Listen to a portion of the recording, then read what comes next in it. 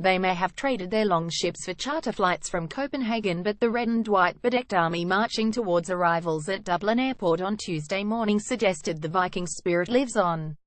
Across town, those Danish fans later celebrated unrestrainedly as Age Howard's team ended Ireland's World Cup dream. Substituting their ancestors' blood-curdling violence with footballing intelligence, Denmark offered the sort of strategy and subtlety Martin O'Neill's players simply could not muster.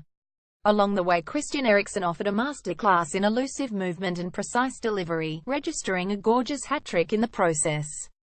The inevitably grisly post-mortem is bound to involve a painful dissection of the tactics, or alarming lack of them, deployed by O'Neill and his assistant Roy Keane.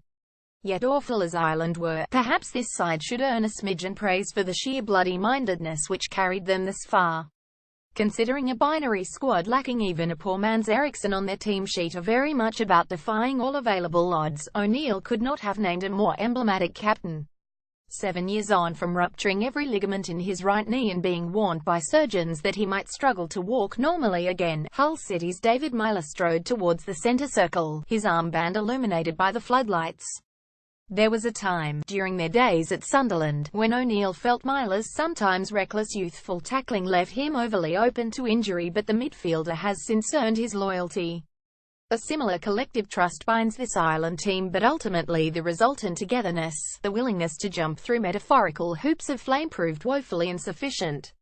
Stopping opponents, as they demonstrated in holding Denmark to a 0-0 draw in Copenhagen on Saturday, may be their forte, but here they needed goals. Considering Ireland had only managed 4 in 5 home qualifiers, Shane Duffy's early looping-headed goal provoked a sense of ecstasy fairly swiftly undermined by nagging pessimism. With Danish pride peaked, it did not take long for fears of false dawns to be justified, but as Daryl Murphy's subsequent volley swerved fractionally off target, Howard looked pensive. Was O'Neill's former lodger. They shared a flat during their Norwich playing days, being outsmarted by his old friend. After all, Meyler had boasted that Ireland would win, claiming that Denmark don't have our character, heart and desire. It was the sort of high-risk comment that seemed as potentially self-destructive as some of his old tackles, and sure enough, Howard seized the opportunity to imbue his charges with additional motivation. Retorting, rather pointedly, that his players possess brains as well as heart, Denmark's coach mused that the game is not just about winning duels but skill. Aware that an equalizer would whisk them to Russia, his side refused to panic. Inspired by Eriksen, they delighted in passing and moving their way out of trouble.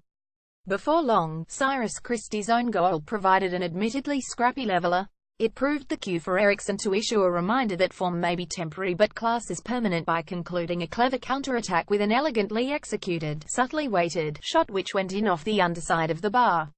The Tottenham playmaker was thoroughly subdued in Copenhagen, but under pressure to underline his talismanic international status, he delivered both vision and incision. O'Neill responded by replacing Meyler with Wes Hoolahan. The manager's critics thought he should have played Hoolahan from the start, but the Norwich creator is no Eriksen and his introduction made minimal impact. In mitigation, the newcomer could have done without quite so many high-punted, often impetuously snatched deliveries. O'Neill should not escape censure for his part in that particular policy.